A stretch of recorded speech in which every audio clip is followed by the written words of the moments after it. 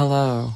Welcome back to the Existential Bed podcast, where we lay in an existential bed, plural, sometimes, and talk about existential things.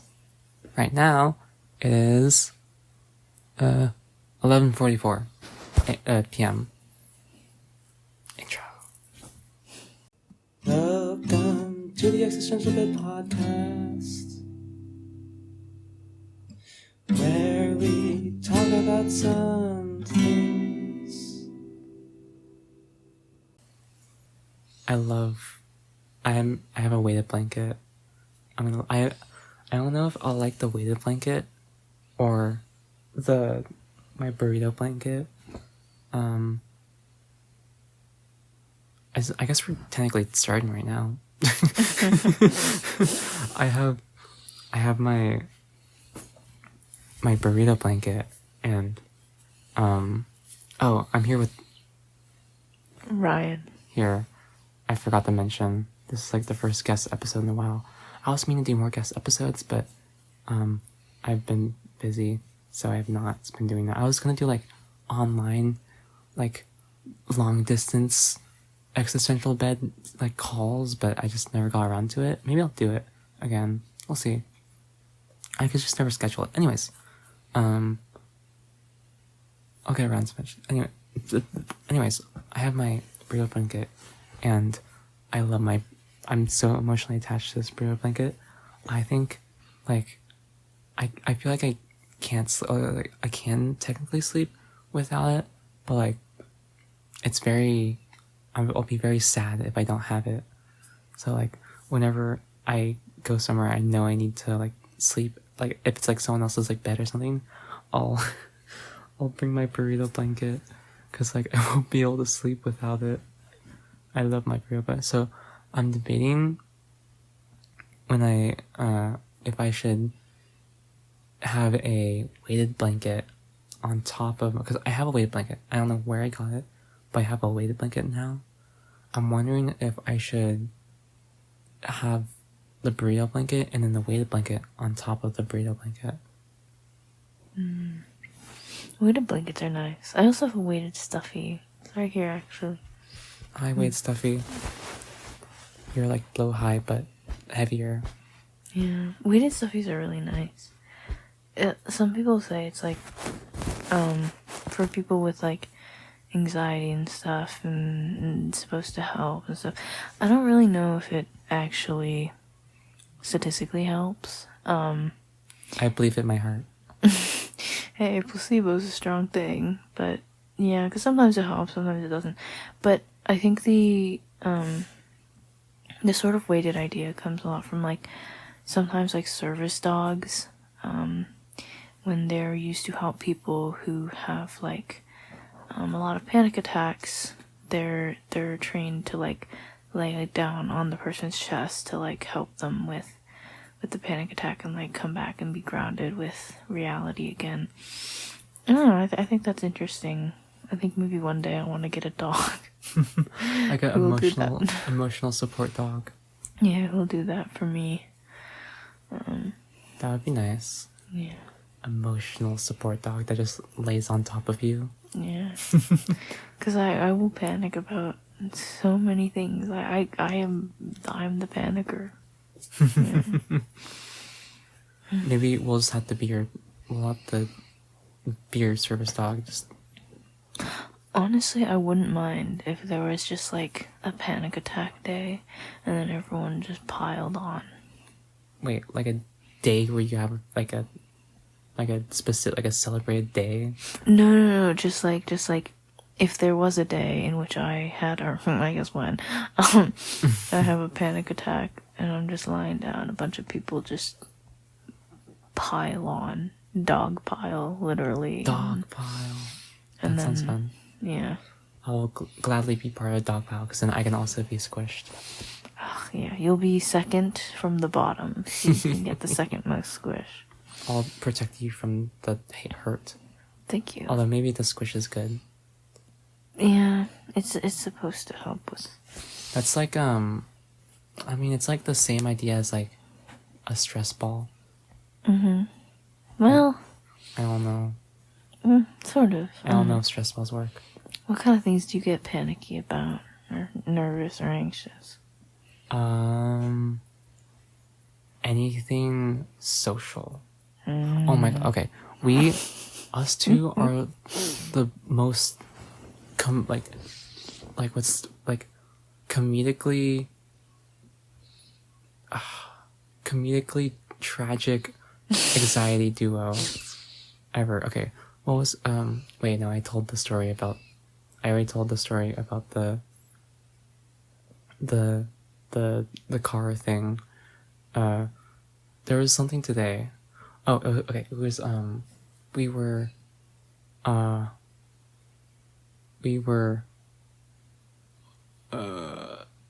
FaceTime. Oh, the FaceTime. Oh god, not the FaceTime. FaceTime. Oh god. We it was like we were deciding whether or not to hang up, and it was like, okay, we're gonna flip a coin, and well, first of all, we took a bit to decide what was heads and what was tails, but it was heads is we hang up and say bye, and tails was like, oh, we stay and do whatever, and then I flipped the coin and it landed on tails, and I was like, oh, I don't know.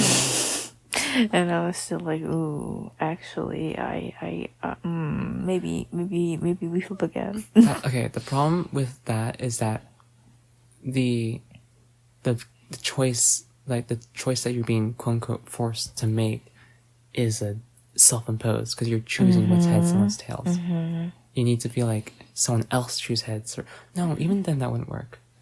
Yeah, I think it needs to be like somebody else makes the decision, and then explains and justifies it to make me feel better about the said decision. It needs to be like, because then I wouldn't trust my own intuition. If it's like, oh, I can't choose between going to the store and reading a book, and it's like, and you need someone to be like, we're going to the store, and we're going.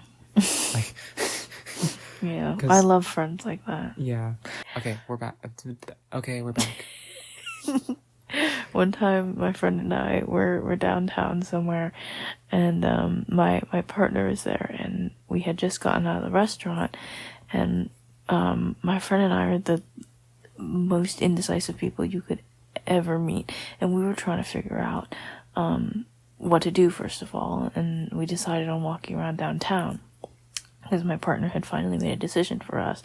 And then when we stepped out of the restaurant, I go, hey, do you want to go right or left? Oh my god, that's so real. And my friend and I stand there staring at each other. Like, I don't know, which way do you want to go? Which way do you want to go? And my partner got so frustrated. They literally were just like, no, guys, stop, shut up, we're going right. And we're going, okay. Yeah, that FaceTime call was brutal. I mean, well, okay, it wasn't brutal. It was just like, I think we were just like being existential, and it delved into a deep conversation while everything else was going on. I think it was more of a comedy of events rather than like Shakespeare. Yeah, I love Shakespeare. Oh my god, I need to read more Shakespeare. Yeah. All my exposure to Shakespeare is She's the Man, which is an adaptation of Shakespeare. I read Hamlet, and I watched the Leonardo DiCaprio Romeo and Juliet, where it's like modern day Shakespeare. Oh, and I watched Two Fair Men in Verona, Shakespeare in the Park. It was fun. Yeah, I guess. Okay, it wasn't it wasn't terrible. It wasn't brutal. It's just I have a really hard time doing FaceTimes in general, but especially when there's a group in the FaceTime, like all of them are there in person, and I'm just there on the FaceTime. Like I find like if that wasn't here with me, I think I would have just perished. But yeah, and it's that's another thing about anxiety. Sometimes it like masks itself in different ways. Like for FaceTime calls with like groups of people, when the group is all in person and it's just me, I feel this sort of what I prescribe to be a sort of like jealousy. Like, oh, they're all over there having fun and I'm not there and blah blah blah. But if it's really just me being nervous, because I'm like, well, what if they're all there, and physically being there means so much more than just me on call, and nobody can hear me anyways, and what if they all actually hate me and they don't want me there, and all that stuff, and what if I'm just scared that well, they're all gonna connect so much more, and then they're all gonna leave me one day and it'll all be over, and I just No. Also, I relate. Also, no. yeah, That's real. The trick is to. We were talking about this earlier. The trick is to. Okay, the reason why we decided to record an episode was because we got existential on the FaceTime call while they were partying, and it was fine because we were having deep conversation about, well, this I feel like this masks itself as this and this and this and this inwardly on this, but outwardly on this, and on the other side of the FaceTime call, they're just like running around like eating tacos or whatever the fuck. yeah. Anyways, what was I saying? Oh, we were talking about this earlier, the strategy I brought up for combating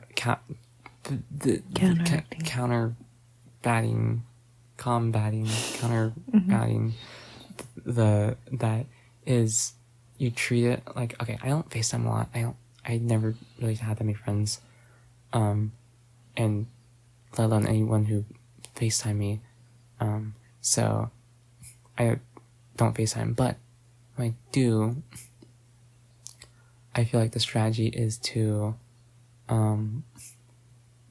it's like a live stream that you're watching. So it's like, this is such a neurodivergent, like melt into the background thing of like, of like, you're, like you're there, but like you can watch and enjoy the setting without having to participate. Yeah. But I think it's mainly good though when you're like socially dead, like I am right now. Well, I don't know. I'm socially neutral right now. But then like, cause it's like, you can enjoy the company without the expectation. Like, I think that's why people watch Twitch streams, because it's like, ultimately it's a substitution for human connection, which there's some sociological bullshit you can talk about there, but like that's the whole thing with live streams, is like, it's like it doesn't necessarily satisfy, but it substitutes a human connection with like a parasocial connection.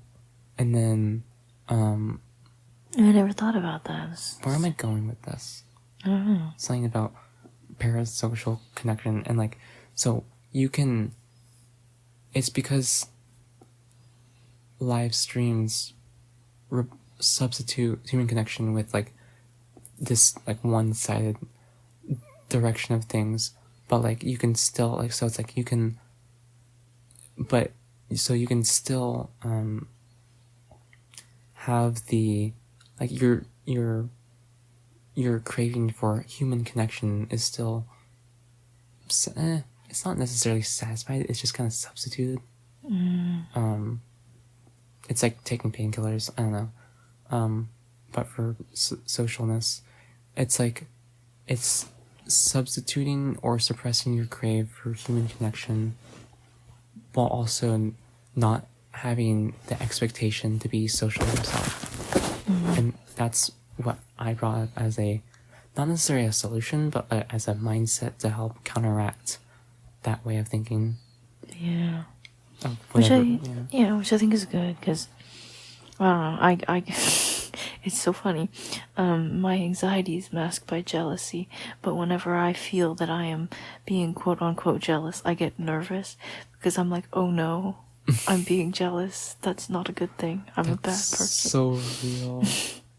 There's so many other things that, like, sometimes even my anxiety masks my anxiety. Like, if I'm anxious about like residuals of, oh, what if my friends don't like me and stuff like that, sometimes I'll paste it on a bunch of other things, like, oh my god, my brother didn't do the dishes, my brother didn't replace the trash can, my brother, I mean, I didn't do this, or I didn't do that, or the cat litter is probably not clean, why is my cat outside, I need to bring my cat inside, and it's like, it's a weird way of not dealing with anxiety by using it.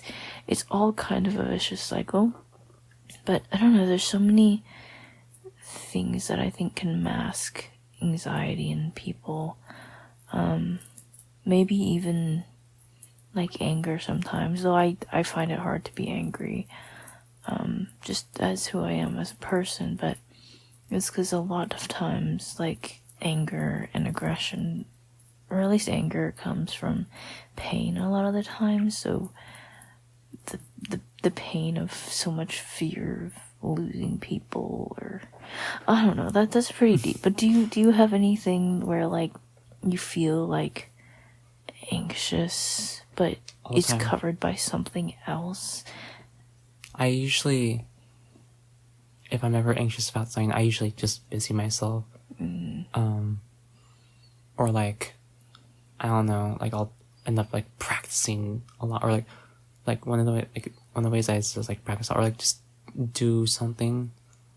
I don't know, like keep distracting myself with creating or doing whatever the fuck, because I don't know.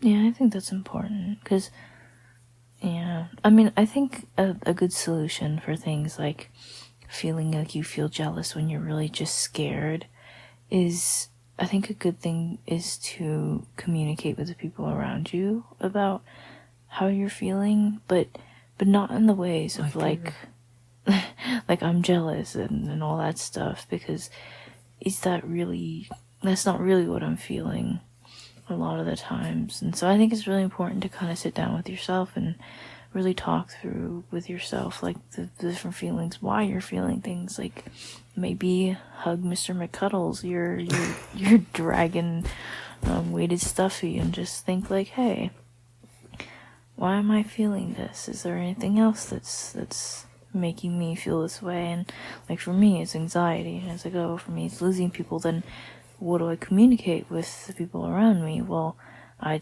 want to also spend quality time with them, and so bringing something positive up like that, instead of saying I'm jealous of of seeing all you people eating tacos together and all that stuff. Instead, I could be like, hey, I realized that I really appreciate our quality time, and would love to spend more time, because it's like saying thank you instead of sorry, like, instead sorry. of instead of saying like, oh, sorry, I was really tired today and I couldn't do much and I wasn't really hanging out or being social. You could be like, hey, thank you for still sticking around when I was really tired and not doing well today. And stuff like that. It's kind of funny. I'm gonna communicate some of these things with people in my life before this episode probably airs. But will probably go up next week, since the couch episode is this week's. I really need to build up a backlog, because I'm gonna get busy during school, so I might just do like a week of just like recording, like I might do like record like just set aside like an hour every night for like a week, and just like record for like 3 episodes a night, and then just edit them all in one day when I have time, and then just like and schedule upload them, like to have a backlog, and then I can record whenever, and I'll have enough to last me for a bit. It's like a meal prepping. Meal prepping my videos. Oh my god, meal prepping is my version of meal prepping. I cut tofu up into pressing tofu is the longest part. Making tofu, cooking tofu. I press the tofu. I have a tofu press now. After like a year or 2 years of being 2 years, 1 year of being full vegetarian, 2 years of being like kind of vegetarian. Press the stress away. Yeah, press the stress away. Wait, what was I? Oh, okay. Press the tofu. Mm-hmm. And then I cut it into cubes, and then I put some flour on it, and then that's it. I put it in Tupperware in my fridge, and that's it. And then occasionally I'll cut up some vegetables, but if I'm lazy, I just go to the store and buy the vegetable mix packs because they're not that much more expensive, and then just put it all in the air fryer and warm up rice, and that's my food, and it's yummy. That's a good food. I need to start meal prepping more. Well, I'm not. I don't even know if you count as meal prepping. I think that counts. You're prepping the meal. I don't know. Maybe I can meal prep soup. I like soup. You make good soup. I do. Mm-hmm. That soup needs some protein. Put some beans in there. Yeah. Need some maybe some black beans. Like still a few black beans. Like half a cup of black beans would have been good in that soup. Less. Oh, we made soup the other day. For context, maybe some black beans. A few black beans would be good. I'm trying to get into nutritional yeast, but I can't find any at the store. Because nutritional yeast is just, it has lots of protein in it. And it tastes like something. Drop your easiest easiest and tastiest meal prep recipes in the comments. Or if you want, you can try. Oh my god, this is. I might have to save the full recipe for another episode, but I can have a. I think I've said this so many times, multiple times, but I should really do a episode explaining my autism SLOP, my safe food, because okay, I'm so glad that my safe food is something relatively healthy and not my friend who's safe food right now is Uncrustables. I'm like, bro, I loved Uncrustables. Those are so yummy, but they're literally it's 200 calories and it's a little bit of peanut butter and a little bit of jelly. You're gonna starve. Just make those sandwiches yourself. You can get way more. You're gonna start. See, that's the problem with autistic people. Is I feel like we don't. It's not the anti-autistic. It's not the problem of you're eating too much. It's the problem of when you have to fend for yourself, cook for yourself. It's fend for yourself. When you have to cook for yourself, you're gonna starve because you won't branching now. So I think a lot of us have to turn to the SLOP of just something with a lot of calories.